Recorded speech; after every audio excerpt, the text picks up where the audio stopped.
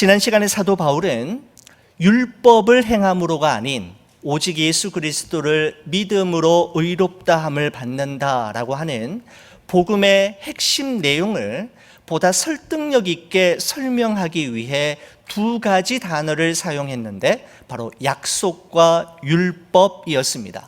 하나님께서 아브라함에게 주신 약속과 하나님께서 모세에게 주신 율법을 그 예로 들어 설명하였습니다. 그러면서 갈라디아서 3장 17절에 내가 이것을 말하노니 하나님께서 미리 정하신 언약을 430년 후에 생긴 율법이 폐기하지 못하고 그 약속을 헛되게 하지 못하리라, 이렇게 이야기했습니다. 하나님께서 미리 정하신 언약, 즉 하나님께서 아브라함에게 하신 약속을 430년 후에 생긴 모세의 율법이 손을 대서 변경하거나 수정할 수 없다라는 것입니다. 다시 말씀드리면 하나님의 언약은 천지가 없어질지언정 1.1핵도 변함없이 영원하며 하나님은 당신이 하신 약속을 반드시 지키시고 이루시는 분이시다라는 의미를 가지고 있습니다. 여러분, 그렇다면 약속과 율법, 이 둘의 결정적인 차이점은 무엇일까요? 율법과 약속, 약속과 율법의 차이를 결정짓는 중요한 특성은 여러분 무엇일까요? 하나님께서 아브라함에게 주신 첫 번째 약속은 창세기 12장 1절에서 3절까지의 말씀이었습니다. 여호와께서 아브라함에게 이르시되 너는 너의 고향과 친척과 아버지의 집을 떠나 내가 네게 보여줄 땅으로 가라. 내가 너로 큰 민족을 이루고 네게 복을 주어 내 이름을 창대하게 하리니 너는 복이 될지라. 너를 축복하는 자에게는 내가 복을 내리고 너를 저주하는 자에게는 내가 저주하리니 땅의 모든 족속이 너로 말미암아 복을 얻을 것이라 하신지라 라고 되어 있습니다. 자, 여러분 여기 보시면은 여러분 이렇습니다. 내가 민족을 이루고 내가 창대하게 하고 내가 복을 내리고 내가 저주하리라 라고 하면서 여러분 약속의 특징은 이것입니다. 하나님이 하신다, 하나님이 이루신다, 하나님이 반드시 성취하신다라는 것입니다. 약속은 하나님이 이루신다라는 것이 바로 특징입니다. 여러분, 반면에 모세에게 주신 율법에서는 하나님이 말씀하시기를 너는 할지니라, 너는 하지 말라 라고 말씀하십니다. 하나님께서 모세에게 주신 첫 번째 율법인 10계명이나 613가지의 그 율법 조항들 중에 248가지는 너는 이것을 하라라는 계명이고, 또한 365가지는 너는 이것은 하지 말라라는 계명입니다. 너가 하라, 너가 하지 말라라는 것이 율법이라는 것이죠. 여러분, 약속은 하나님의 은혜, 하나님의 선물, 하나님의 일하심, 하나님의 이루심을 말하지만 율법 그리고 계명은 사람의 의무, 사람의 책임, 사람의 행위를 강조합니다. 약속은 우리가 믿으면 되지만 율법은 우리가 지켜야 합니다. 바로 이것이 약속과 율법이 가지고 있는 가장 다른 특징이라고, 차이점이라고 할 수가 있는 것이죠. 자, 그러면 우리는 이런 의문을 가지게 되는 거죠. 하나님이 약속을 주시면 됐지 왜 또 430년 후에 계명까지 주셨느냐라는 것입니다. 여러분, 먼저 율법은 하나님이 주신 것이기 때문에 율법 자체가 악하거나 나쁜 것은 절대로 아닙니다. 선하고 귀한 것이지만 율법을 주신 목적과 용법이 다릅니다. 여러분, 율법을 통해 우리가 죄인임을 깨닫게 됩니다.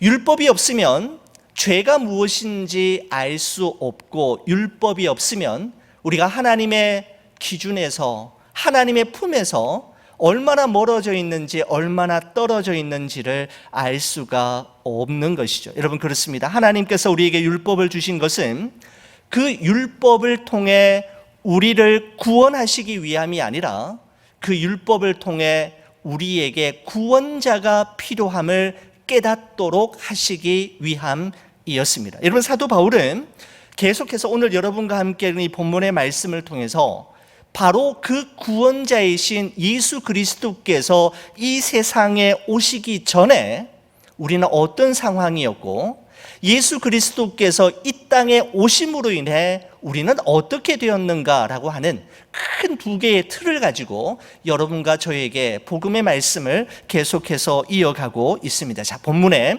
23절의 말씀을 보시기 바랍니다. 믿음이 오기 전에 우리는 율법 아래에 매인바 되고 계시될 믿음의 때까지 갇혔느니라 라고 되어 있습니다. 여러분, 거기 보시면 믿음이 오기 전에 라는 말은 예수 그리스도께서 오시기 전에를 의미하는데, 예수께서 오시기 전에 우리는 율법 아래에 매여 있었고 갇혀 있었다라고 표현하고 있습니다. 사도 바울은 매여 있었고 갇혀 있었다라고 하는 이 두 가지 중요한 표현을 통해서 율법을 초등교사와 감옥에 비유하고 있는데, 믿음이 오기 전, 즉 예수 그리스도께서 오시기 전에 우리는 율법이라는 초등교사에게 매여 있었고 율법의 감옥에 갇혀 있는 것과 같은 상황이었다라고 우리에게 말해주고 있는 것입니다. 여러분, 율법에 대한 첫 번째 비유는 초등교사입니다. 자, 24절의 말씀을 보시겠습니다. 이같이 율법이 우리를 그리스도께로 인도하는 초등교사가 되어 우리로 하여금 믿음으로 말미암아 의롭다함을 얻게 하려 함이라 라고 되어 있습니다. 자, 초등교사라고 하는 이 단어는 여러분과 제가 예전에 보던 개역 한글 성경에서는 몽학선생이라고 하는 일반적으로 잘 쓰지 않는 단어를 쓰고 있는데, 표현했는데, 헬라어로는 파이다고고스라고 하는 단어를 쓰고 있습니다. 파이다고고스라고 하는 단어를 쓰고 있는 이 초등교사는 어떤 사람이었는가 하면 고대 그리스 로마 시대에 유력한 가문에 속한 주인의 자녀들을 보호하는 노예이었다고 합니다. 여러분, 주인집 어린 아이들에게 기본 예절을 가르치고 아이들이 학교를 등하교할 때 데려다주고 데리고 오는 역할을 하는 이들이 바로 초등교사, 몽학선생, 파이다고고스라고 하는 이름을 가진 노예가 맡은 역할이었다라는 것입니다. 여러분, 그런데 그리스 로마 시대에 그려진 그림에 나타난 이 초등교사 파이다고고스의 손에는 항상 들려져 있는 것이 있었는데, 무엇인가 하면 회초리 또는 몽둥이였습니다. 여러분, 실제로 여러분 이 사도 바울도 고린도전서 4장 15절에 이렇게 표현한 바가 있습니다. 그리스도 안에서 1만 스승이 있으되, 여러분 여기서 1만 스승이라고 할 때 초등교사와 동일한 단어인 파이다고고스라고 하는 단어를 쓰고 있는 것을 보게 되는데, 그리스도 안에서 두 종류의 사람이 있다는 것이죠. 1만 스승이 있으되 또한 아버지는 많지 아니하니라고 되어 있습니다. 그리스도 안에서 두 종류의 사람이 있는데, 초등교사와 같은 사람이 있고 아버지와 같은 사람이 있다라고 이야기하면서 고린도전서 4장 21절에 계속 이렇게 이야기합니다. 너희가 무엇을 원하느냐? 내가 초등교사처럼 매를 가지고 너희에게 나아가랴? 아버지처럼 사랑과 온유한 마음으로 나아가랴라고 기록하고 있는 것을 볼 때, 여러분, 초등교사는 그 당시에 어린 아이들에게 기숙사 사감과 같은 존재였고, 피도 눈물도 없는 냉혹한 냉정한 검사와 같은 존재가 바로 초등교사였습니다. 여러분, 물론 부모가 보기에는 그들이야말로 자신의 소중한 아이를 보호하고 안내하는 가디언이었겠지만, 어린 아이들의 입장에서는 자신으로 하여금 항상 눈치 보게 하고 숨도 제대로 못 쉬게 하는, 그들의 자유를 억압하는 존재가 바로 초등 교사였습니다. 믿음이 오기 전에, 예수 그리스도께서 오시기 전에 우리는 이처럼 초등 교사와 같은 율법의 아래에 놓여 있었고 매여 있었다라고 말씀하고 있는 것입니다. 여러분, 율법에 대한 두 번째 비유가 감옥인데 23절의 말씀을 보시면 이렇습니다. 믿음이 오기 전에 우리는 율법 아래에 매인 바 되었고, 이건 초등교사에 대한 이야기이고요. 계시될 믿음의 때까지 갇혔느니라 라고 되어 있습니다. 여러분, 율법 아래에 갇혀 있었다라고 이야기합니다. 여러분, 22절의 말씀을 한번 볼까요? 지난주 본문입니다만은 우리 22절에 보면 이렇습니다. 그러나 성경이, 여러분 여기서 성경이란 율법을 말씀한다고 이야기 드렸습니다. 그러나 성경이 모든 것을 죄 아래에 가두었으니 라고 기록하고 있습니다. 바로 율법은 죄를 드러내고 고발함으로써 인간을 정죄하고 감금함으로 우리로 하여금 수감자 생활을 하게 하고 포로로 살아가게 하는 역할을 했다라는 것입니다. 여러분, 언제까지 이렇게 할까요? 언제까지 감옥에서 포로로, 감옥에서 수감자로 살아야만 하고, 또 언제까지 초등교사의 눈치와 회초리를 의식하며 지내야 하는 걸까요? 23절 하반절에 보면 이렇습니다. 계시될 믿음의 때까지 갇혔느니라 라고 되어 있습니다. 계시될 믿음이란 바로 예수 그리스도를 의미하는데, 다시 말씀드리면 예수 그리스도께서 오실 때까지라는 것입니다.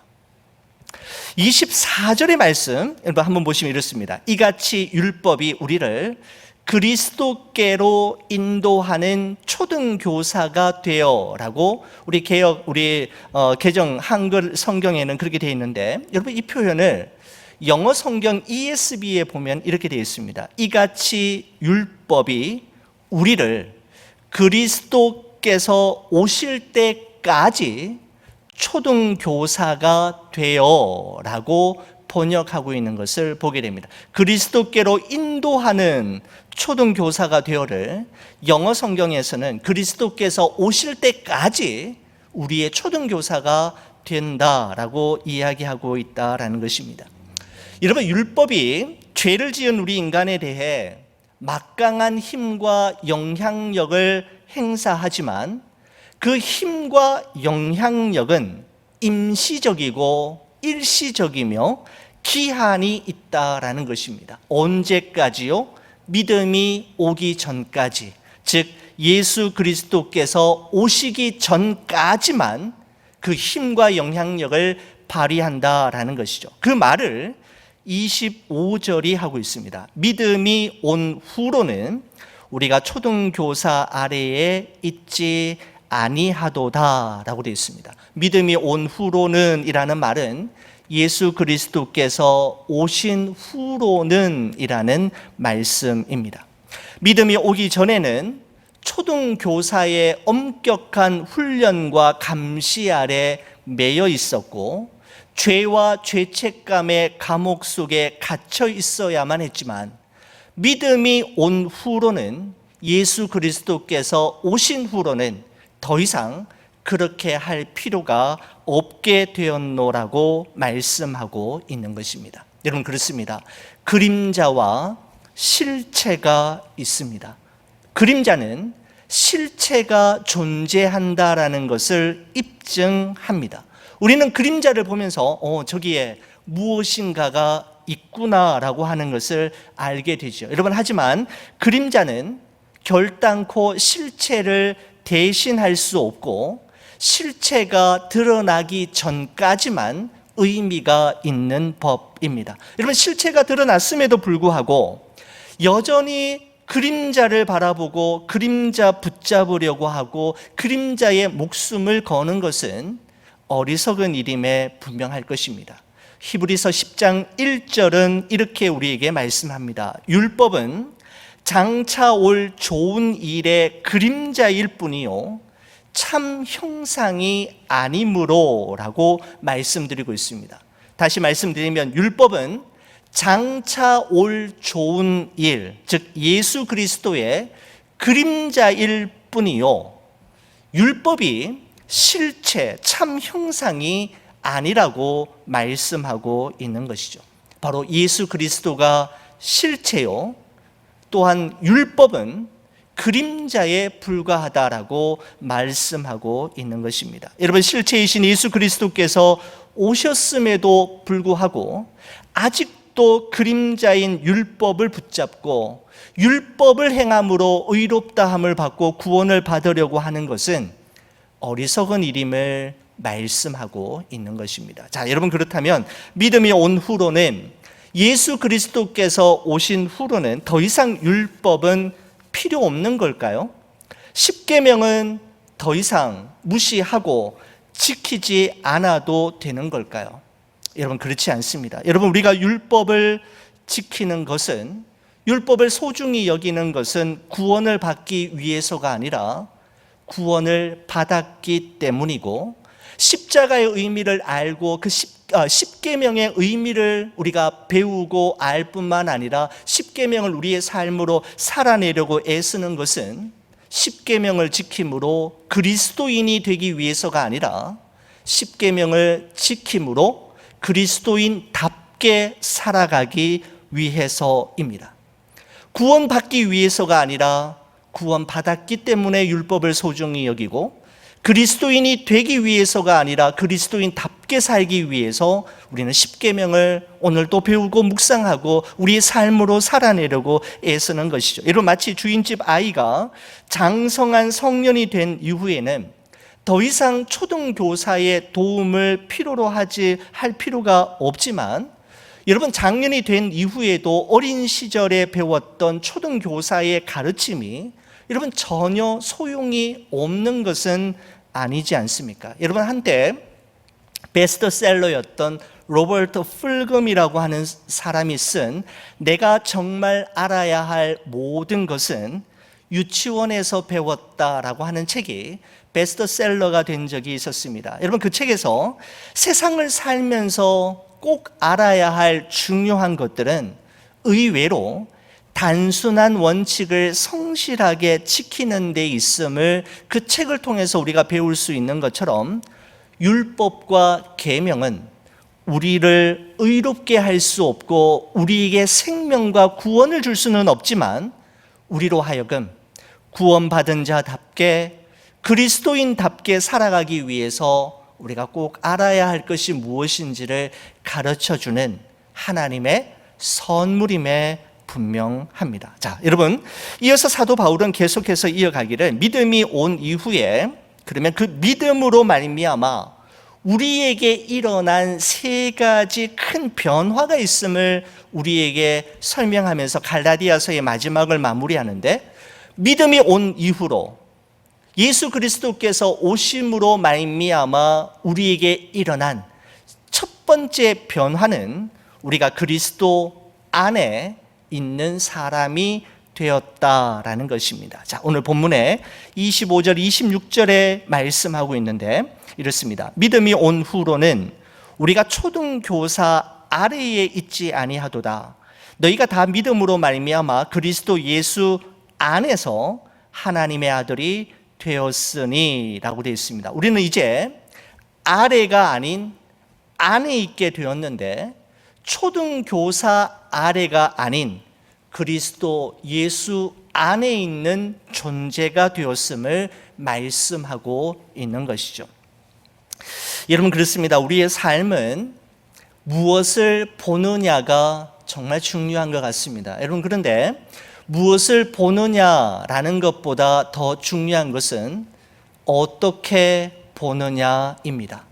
무엇을 보느냐를 시선이라고 이야기한다면, 어떻게 보느냐는 시각이라고 말씀드릴 수 있습니다. 시선과 시각, 비슷한 단어 하나의 차이처럼 보이지만 큰 차별을 가지고 있는, 차이점을 가지고 있는 단어임이 분명합니다. 시선은 어떤 사물과 현상을 있는 그대로 보는 것이라면, 시각은 그 사물과 현상에 대한 그 사람의 입장, 관점, 해석이 포함되어 있는 것을 시각이라고 이야기할 수가 있는 것이죠. 우리의 삶을 정말 행복하게 하기도 하고 우리의 삶을 불행하게도 하는 것은 우리의 시선이기보다는, 무엇을 보느냐이기보다는 우리의 시각, 어떻게 보느냐, 어떻게 해석하느냐입니다.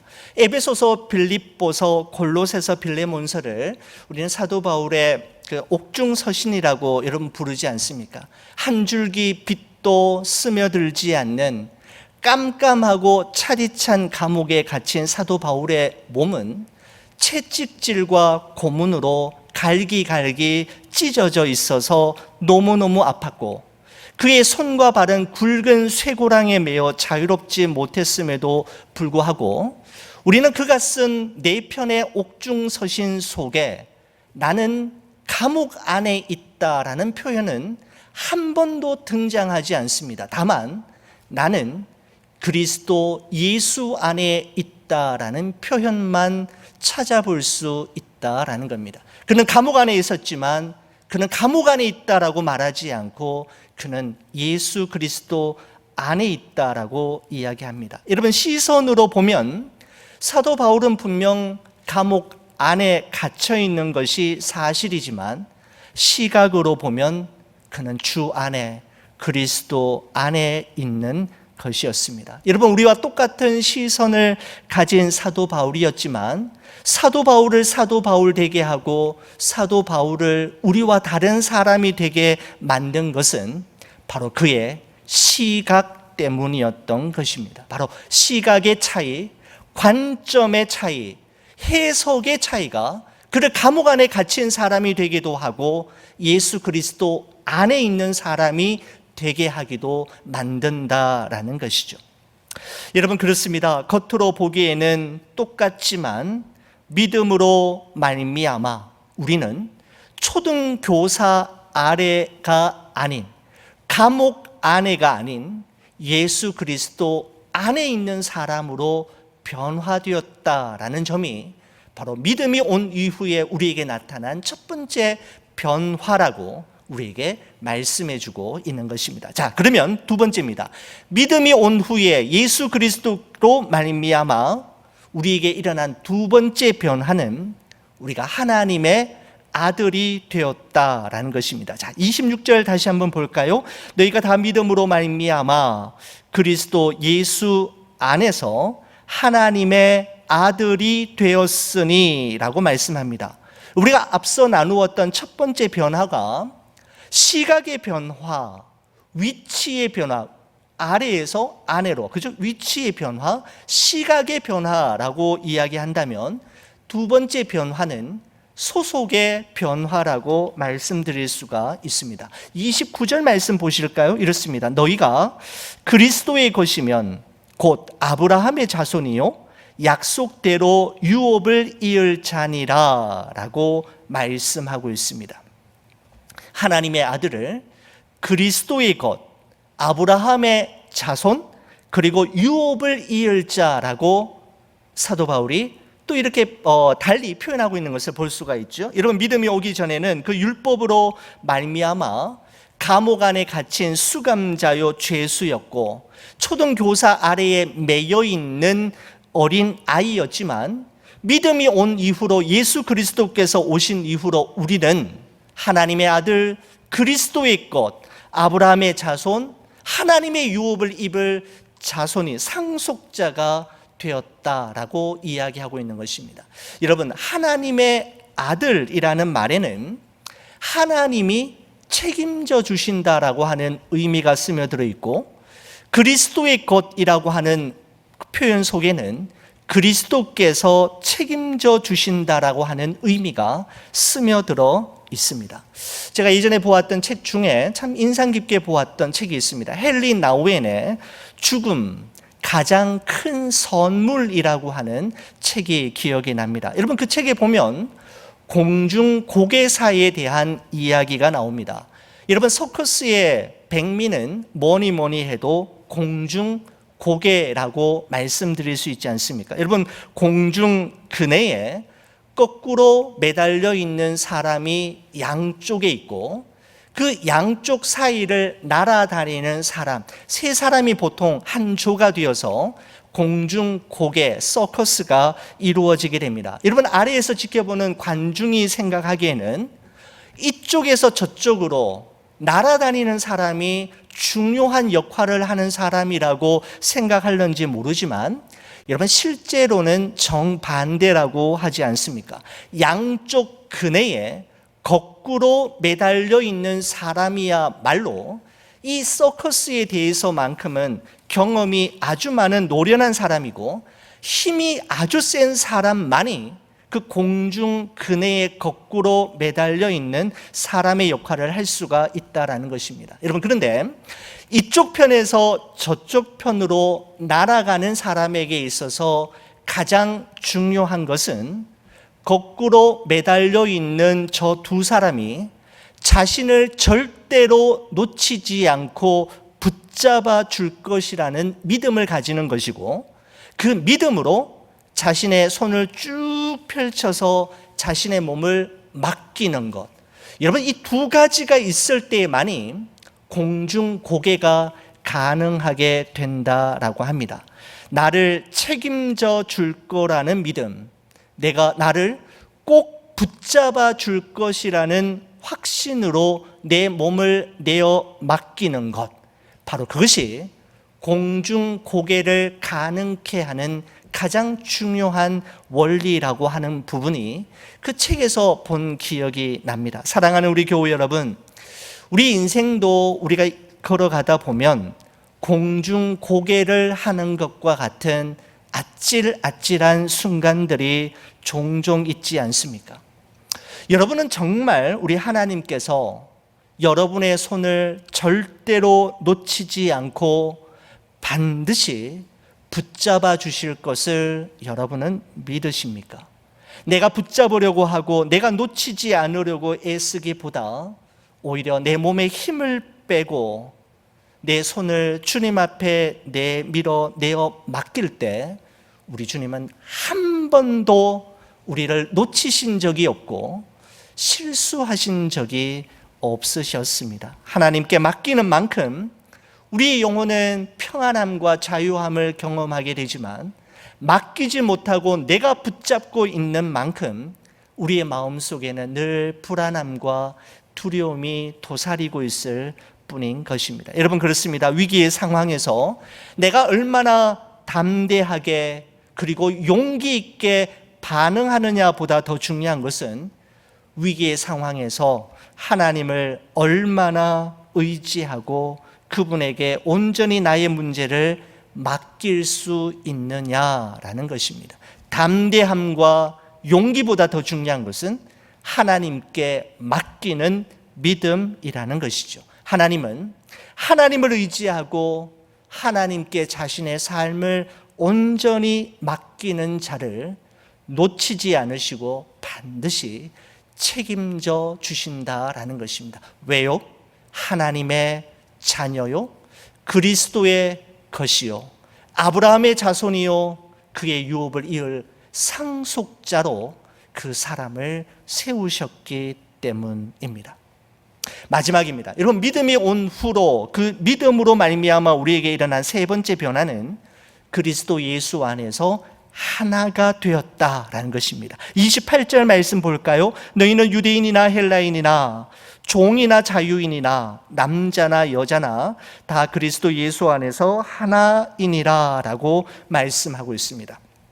자, 거기 보시면 유대인이나 헬라인이라는 말은 인종의 구별이 없다라는 것입니다. 자, 그 다음에 종이나 자유인이나라는 말은 사회적 계층이나 신분의 우열이 없다라는 것입니다. 남자나 여자나라는 말은 성별의 차이가 더 이상 존재하지 않는다라는 것입니다. 자, 여러분, 옛날 유대인들은 아침에 일어나면 하루 3번 기도하잖아요. 유대인들은, 정통 유대인들, 경건한 유대인들은 하루 3번 하나님 앞에 다니엘을 본받아 예루살렘을 향해 기도하는데, 정통 유대인, 고대 유대인들은 아침에 일어나면 하나님께 세 가지 감사 기도를 항상 했다고 합니다. 첫 번째 기도 이겁니다. 오 하나님, 제가 헬라인이나 이방인이 아닌 유대인으로 태어나게 하심을 감사합니다. 첫 번째 감사 기도입니다. 두 번째 기도는 이것입니다. 오 나의 하나님, 제가 노예가 아닌 자유인으로 태어나게 하심을 감사합니다 라는 기도이고, 세 번째 기도는 오 나의 하나님, 제가 여자가 아닌 남자로 태어나게 하심을 감사합니다. 유대인들의 감사 여러분 기도였다고 합니다. 여러분, 이러한 사회적 분위기 속에서 사도 바울의 이 고백, 그리스도 예수 안에서 유대인이나 헬라인이나, 그죠? 종이나 자유인이나 남자나 여자나 모두 하나라고 하는 이 말은 가히 혁명적인 선포이었음에 분명합니다.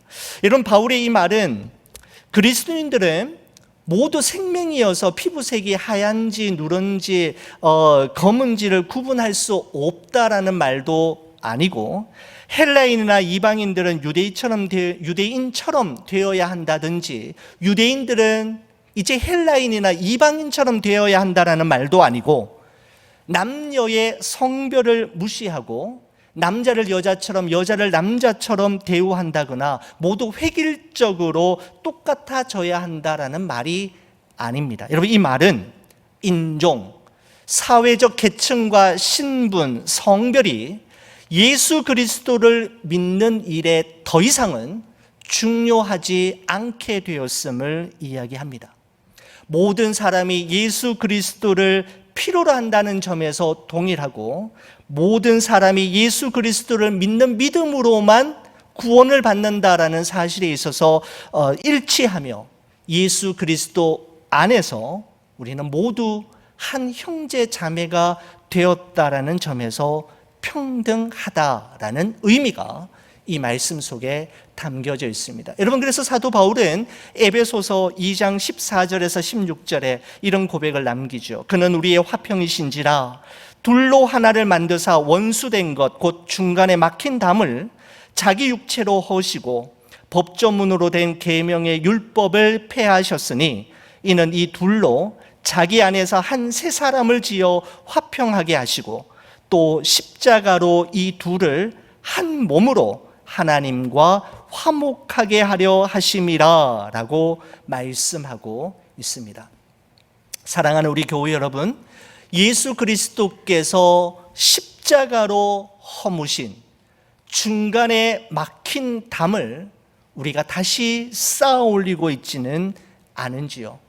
코로나 바이러스로 인해 사회적 거리두기 6피트는 실천해야 하지만 하나님과 나와의 거리, 가족과 나와의 거리, 성도와 나와의 거리, 나와 나 자신과의 거리는 점점 더 좁혀가야만 하는 것입니다. 여러분, 그렇습니다. 하나님은 세상과 담을 쌓고 성을 쌓는 교회가 아닌 중간에 막힌 담을 허물고 성벽을 무너뜨리고 길을 만드는 교회를 통해 놀라운 일을 행하시는 것입니다. 여러분, 그림자와 실체가 있습니다. 그림자가 아닌 실체에 우리가 주목하고 실제를 바라보듯이 다른 복음이 아닌 바른 복음을, 모세의 율법이 아닌 아브라함의 약속을, 율법의 행위가 아닌 오직 예수 그리스도를 믿음으로 하나님께 의롭다 하심을 받고 진정한 그리스도인으로 살아가시는 우리 좋은 비전교회, 우리 성도님들 되시기를 주의 이름으로 간절히 축원을 드립니다. 우리 함께 기도하시겠습니다.